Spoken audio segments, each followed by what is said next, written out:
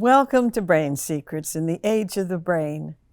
Many of you know how much I enjoy sharing researched brain bits that I call brain secrets. Those of you who enjoy history likely also know that the ancients, including Aristotle, believed that the heart was the center of all human emotions and of love. The heart was described as a three-chambered organ with a rounded top and a pointy bottom. Some think that our modern Valentine heart shape is the result of early attempts to draw a human heart based on that early description. Apparently, today's Valentine shape also resembles the seed pod of a North African plant known as Silphium. In the 7th century BC, the city-state of Cyrene reportedly had a lucrative trade in Silphium. Their minted coins even showed the heart shape that we have come to know and use to represent Valentine's Day. Evidently, Silphium was a valuable seasoning. Reportedly, it was also used off-label as an aphrodisiac and birth control method. Also, apparently, the plant is now extinct. It's time to connect with Asia Hudson and Grant Gilmore on this first Valentine episode of 2023. Very appropriately, with two people I love very much.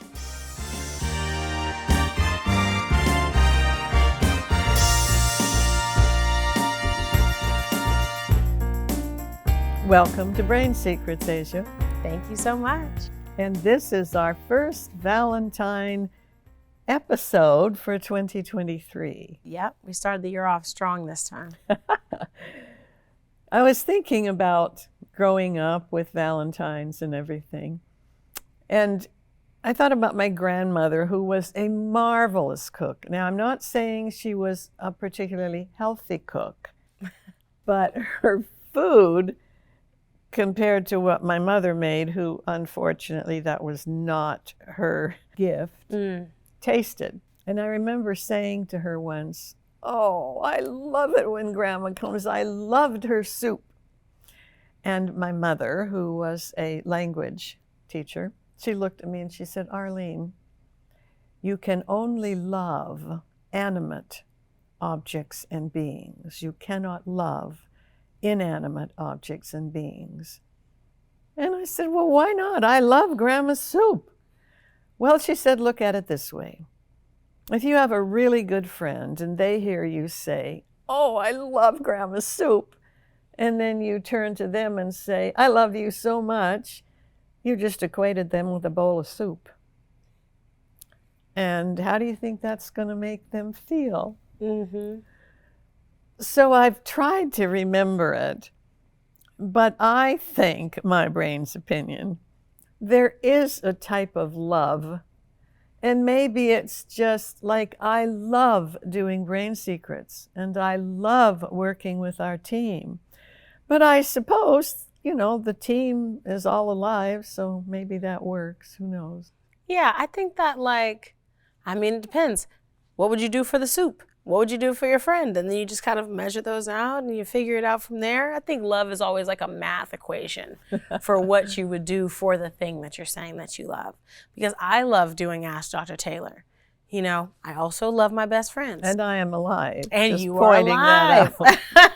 And so are the people that we work with. And so is your cat. Yeah. And so are the trees and, But my mother has said things that sort of made sense to me over the passage of time, which didn't necessarily at the time. So, yes, I love Brain Secrets, and I love working with the team, and I'm happy to be able to share brain function information with our viewers. And they're loving it. They love it. Good. I want them to learn something that will make their life better. That is a type of love, to do something that will help somebody actually make better choices in life and so on. And that's what I want to have happen. I love that. That's a great point. So, you want to ask Grant if we're ready? I'm terrified. Or do you want me to ask Grant? I'm just going to say, since we're speaking about love, I would really love it if this time Grant were ready. All right, check it out. Grant, are you ready to roll the tape? We're ready to go. There you go. Finally. What can I say? All right, let's look at these questions and see what we can do with them.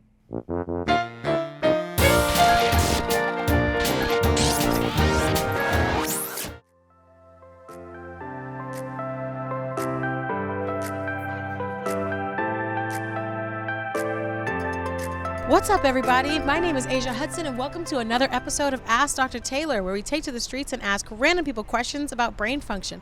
Then we take those questions and send them back to the desk of our world-renowned brain function specialist, Dr. Arlene R. Taylor, PhD.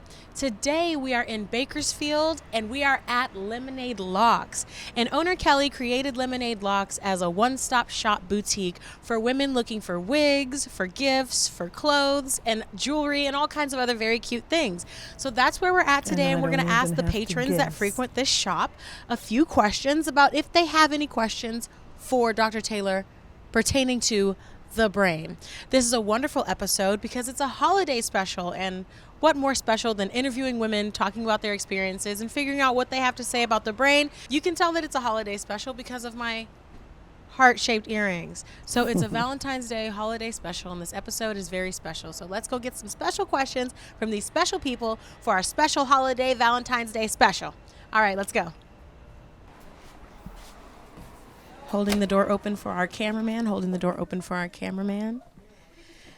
And now we are here in Lemonade Locks, and we're just going to go person to person and ask them if they have a question for a brain function specialist.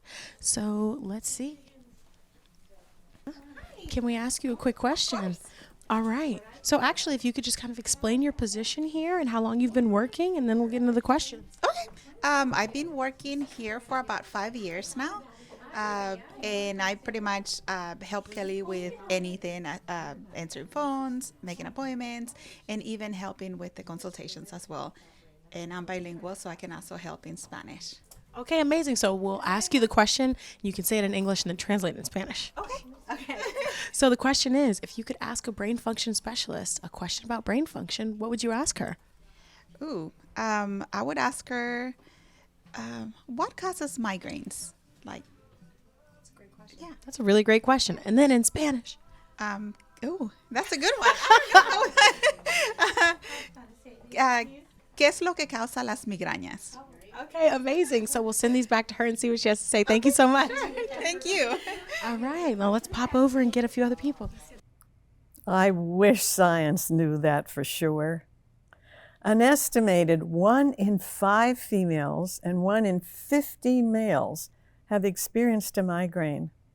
Heredity may play a part, since about half of people who experience migraines also have a close relative with the condition. Migraine is a neurological disorder in which the headache comes in episodes and is sometimes accompanied by nausea, vomiting, and sensitivity to light. They can last for 4 hours to 4 days. Studies suggest that temporary changes occur in the nerves, blood vessels, and chemicals in the brain that result in that throbbing pain in one or both hemispheres. Some migraineurs have identified specific triggers: stress, fatigue, some foods like aged cheese, alcohol, and coffee. Food additives can also be a problem, such as nitrates in hot dogs, lunch meats, and pepperoni, MSG, and artificial sweeteners, and the beginning of a menstrual period in females. If you've never had a migraine, it may be very difficult to imagine how painful and debilitating they can be. All right, and so now we're going to go to somebody else. Hi. Sorry, don't mean to interrupt you. You look beautiful. I love your outfit. Okay, so we're doing a segment today. It's called Ask Dr. Taylor, and we wanted to ask you a question. And the question is, if you could ask a brain function specialist any question about the brain, what would you ask her? Well, this is on the spot. What makes a child in their impulse to do certain things they're not supposed to do? That's a great question. So, what causes impulses in children? Yes, because my child doesn't know how to control impulse. Well, immaturity for one. A child's brain may be 80% of its adult size by age 3, but not even close to mature. For example, the corpus callosum, the largest of the bridges that connect the two hemispheres of the brain, is not myelinated, wrapped with insulation, until age 20 or 21. The prefrontal cortex directly behind the forehead isn't mature until mid to late 20s.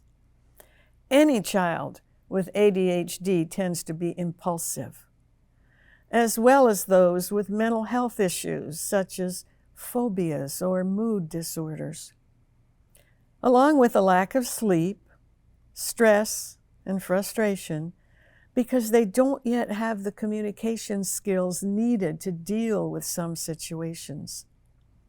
Failing to get one's own way can result in an impulse to throw a tantrum, and that can happen in children and in adults. Impulsivity has also been linked with antisocial personality traits that, in extreme cases, can lead to violent behavior. Some studies have shown that the greater the levels of impulsivity, the greater the alteration in connectors between specific areas in the brain that affect behaviors. All right, so let's go get another one. Hi, how are you? I'm good. How are you? I'm doing great. What's your name? Susan Magana. Susan, nice to meet you. I think more like about Alzheimer's. Like, is it genetic, and how would you know if you might be prone to getting that or signs of getting that already? Because sometimes I feel like I forget things. Like, how did I forget that? You know, that I think that's something I would ask. Yeah, that's a wonderful question. Like, yeah, is there a genetic predisposition to Alzheimer's? Yes. Well, current wisdom is that Alzheimer's disease typically is caused by a combination of genetic, lifestyle, and environmental factors that affect the brain over time. About 1% of the time or less, Alzheimer's is caused by specific genetic changes that virtually guarantee the person will develop the disease. These relatively rare occurrences tend to result in disease onset in middle age. Genetic studies can usually tell if genes are present that link with Alzheimer's. A preventive lifestyle is the way to go, as it can often help to delay the onset of symptoms. Michael F. Rosian, MD, has stated that by age 80, behavioral choices account almost entirely for a person's overall health and longevity. Incidentally, those who are better educated tend to stay younger for longer. So my question would be, I'm bouncing off of her. So how would you know if you're just forgetting something just because, or if it is an onset of Alzheimer's? That's a great question.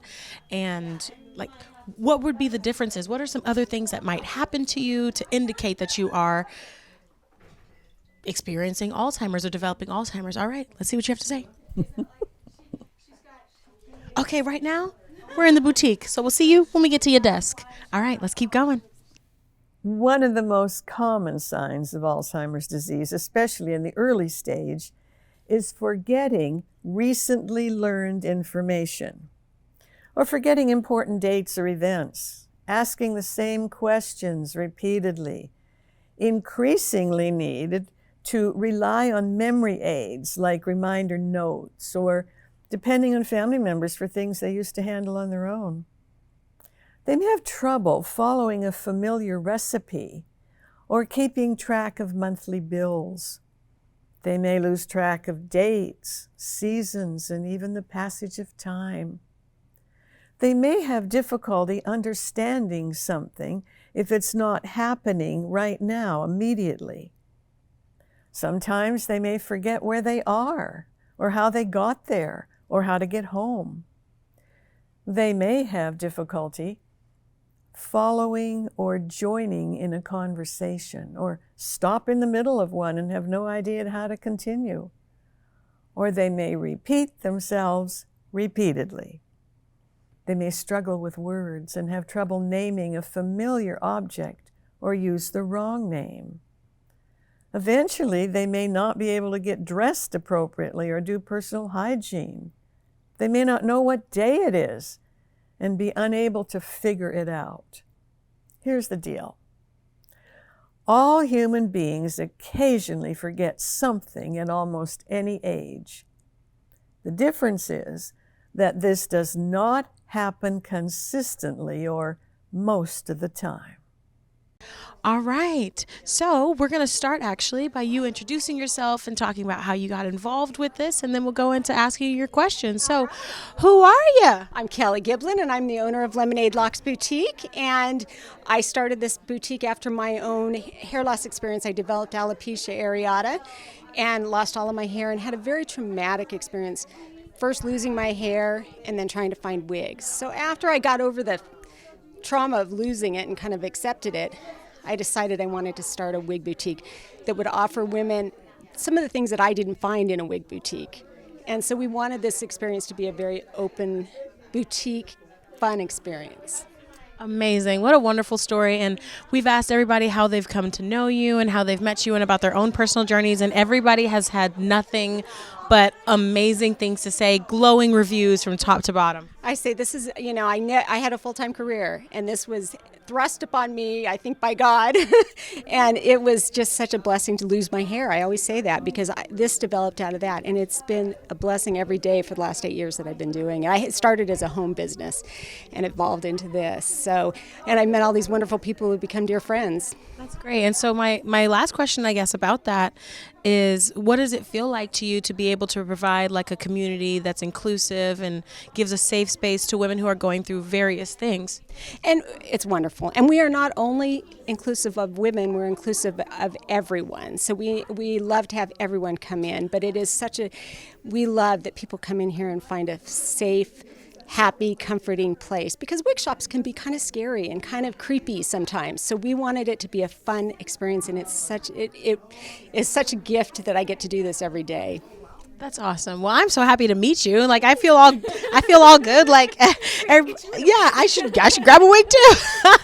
Okay, so now I'm going to ask you the question, and the question is, if you could ask a brain function specialist a question about brain function, what would you ask her? Gosh, I have so many things to ask her, but one of the things we experience here a lot is women that lose their hair after experiencing a traumatic event in their life. It's a traumatic loss or an illness, and I wonder what it is. I know that's a mental trauma, but do you know why you might lose hair because of that, or how the brain causes your hair to fall out? That's a great question. So how do traumatic events impact brain function to where you would lose your hair? Exactly. Good way to say that. Okay. Yeah, exactly. I've summarized a lot of questions. It was a great question. So you gave me the bones. Yeah, of course. Thank you so much. And now I'm ready. I'm gonna look around, try a wig on. All right, please do. Thank you so much.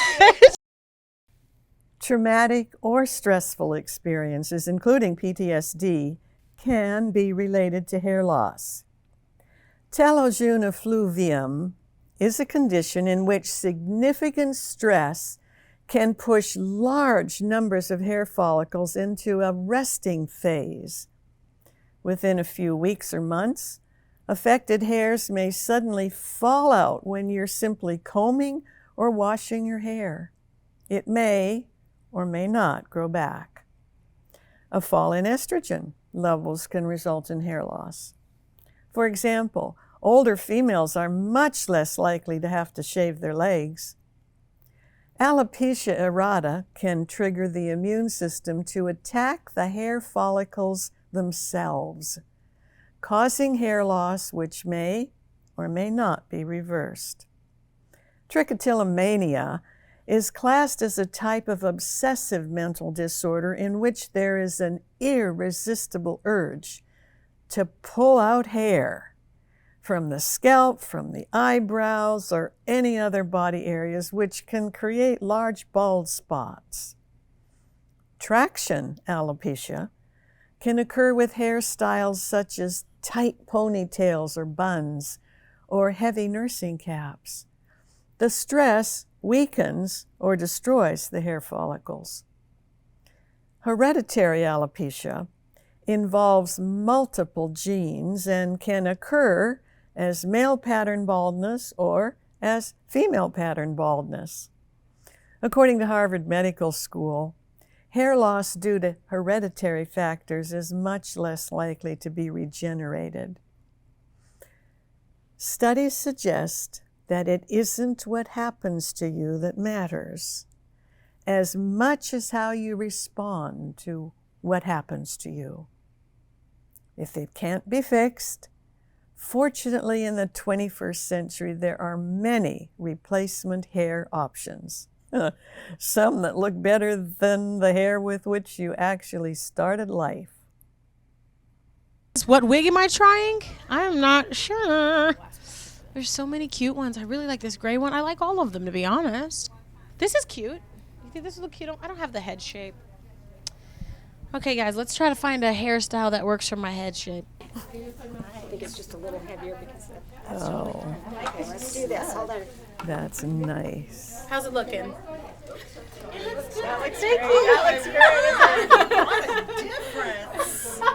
That's very nice. I love it. This is so cute. I look like an 80s diva queen. Thank you. Okay.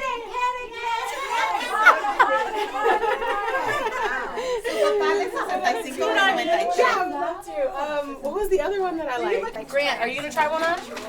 Do you guys force the husbands that come in here? It's a tradition, she said.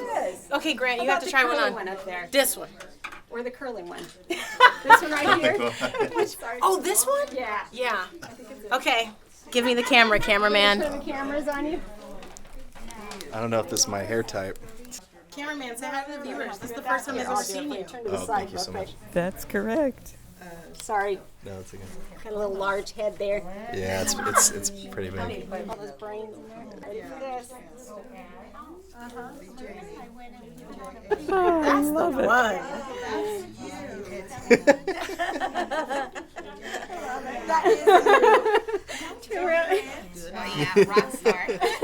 Yeah, do I look like an 80s rock star? Oh yeah. I look like I went to the.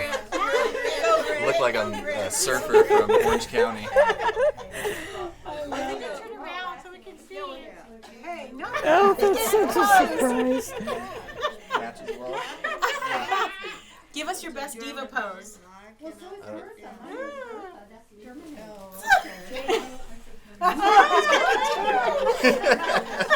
You do that just a little bit too well. I know that. Yeah, that was. Yeah, it felt right. It felt right. Have you not done that before? Good job. All right.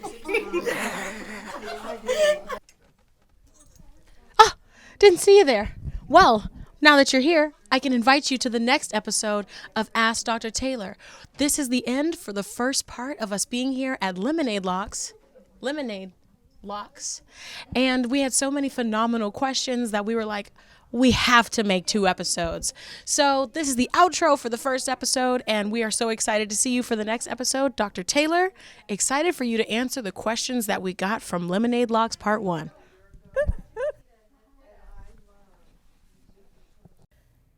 I remember earlier, Grant said something about, we met one of your friends, but we were busy getting ready and I didn't pursue that.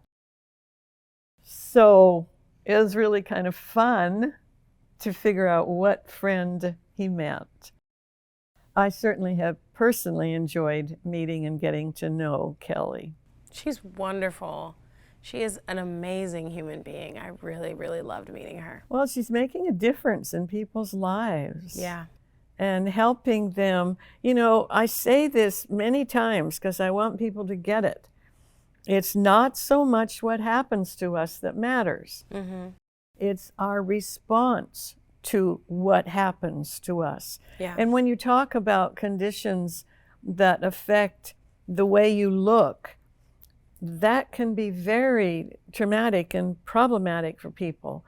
And so I admire individuals who are helping people learn, you know, how to deal with their problems and look in a way that makes them feel okay about themselves. Yeah, and she was definitely doing that. The entire energy of that room was so vibrant and just overflowing with kindness, and everybody was so welcoming and sweet. Good. I really loved her. I really liked her a lot. She was great. So did you have a favorite question for this section? Yes.